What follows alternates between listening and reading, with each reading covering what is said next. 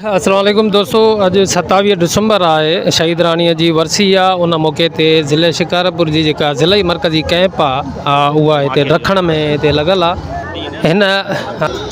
हिन कैंप में सभई माण्हू मौजूदु आहिनि। कैंप जे अंदरि मां आयो आहियां। हीअ जेका आहे सरदार ज़ुल्फ़िकार ख़ान कमारियो जेके ज़िले शिकारपुर जा चेयरमैन आहिनि, उन जी अॻुवाणीअ में हीअ कैंप लॻल आहे। तव्हांखे ॾेखारियां त कैंप जे अंदरि मुख़्तलिफ़ इलाइक़नि खां आयल जियाला वर्कर मौजूदु आहिनि। पीपी लेडीज़ विंग जूं जेके अॻुवान आहिनि, वर्कर आहिनि, उहे पिणु कैंप में मौजूदु आहिनि।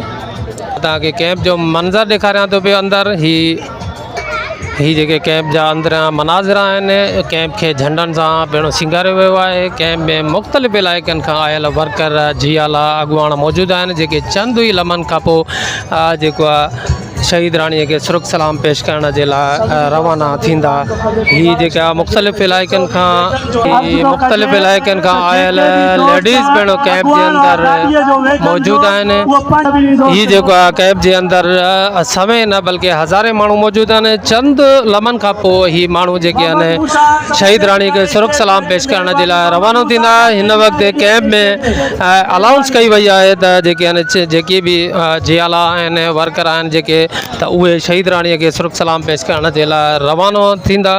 ऐं अनाउंसमेंट कई वई आहे त हिन वक़्तु जेकी बि उहे आहिनि अॻुवान, उहे वञी करे पंहिंजे वैगननि ऐं गाॾियुनि ते वेहनि। इहा मरकज़ी कैंप आहे जेको ज़िले चेयरमैन सरदार ज़ुल्फ़िकार ख़ान कमारियो जेके पीपल्स पार्टी जा जनरल सेक्रेटरी पिणु आहिनि, अॻूणा MP आहिनि, सूबाई सलाहकार आहिनि, उन्हनि जे मेज़बानी में कैंप लॻल आहे। कैंप में UC अमरोट शरीफ़ जा चेयरमैन सैयद अब्दुल क़ादिर शाह अमरोटी पिणु मौजूदु आहिनि। ऐं उन सां गॾोगॾु सरदार दादा बिशारत ख़ान कमारियो पिणु जेको आहे सो कैंप में मौजूदु आहे। ही जेको आहे तो हिन वक़्तु महिमान ऐं अॻुवान जेकी आहिनि कैंप जे अंदरि अव्हांखे जेके नज़र अचनि था कैंप जे अंदरि मौजूदु आहिनि।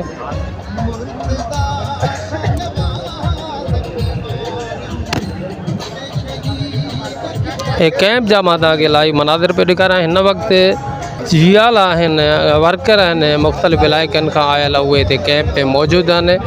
ऐं हिन वक़्तु अनाउंसमेंट जेतोणीकि थी चुकी आहे त जेकी पांधीअड़ा आहिनि उहे पंहिंजे गाॾियुनि में जेके आहिनि उहे वेहनि पंहिंजनि अॻुवाननि सां गॾु।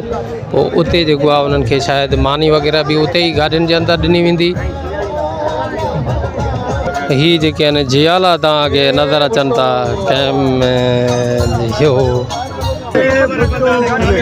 पुलिस अहलकार हिते सिक्योरिटी जा फ़राइज़ सरअंजाम ॾियण जे लाइ कैंप जे अंदरि पिणु मौजूदु आहे। अली बर रिंद साहब जिन पिणु कैंप में मौजूदु आहिनि पंहिंजे साथियुनि ऐं पंहिंजे दोस्तनि सां गॾु। जी, सवनि जे तइदाद में गाॾियूं पिणु मौजूदु आहिनि। तव्हांखे मां ॾेखारियां त कैंप जे ॿाहिरां माण्हुनि जी रश, गाॾियूं मुख़्तलिफ़ गाॾियूं आहिनि। जियाला जेके आहिनि उहे रवां दवा आहिनि। कैंप ते गाॾियूं मौजूदु आहिनि। कैंप जे ॿाहिरां जेके हिन वक़्तु गढ़ी ख़ुदा बख़्श भुट्टो रवां दवा आहिनि। मरकज़ी कैंप रखण खां गाॾियूं शहीदनि जी मज़ार गढ़ी ख़ुदा बख़्श जे लाइ शहीद राणी मोहतरमा बेनज़ीर भुट्टो साहिबा खे सुरख सलाम पेश करण जे लाइ रवां दवा आहिनि। सरदार ज़ुल्फ़िकार ख़ान कमारियो साहिब जी अॻुवाणीअ में उन जी कैंप तां ई काफ़िलो रवां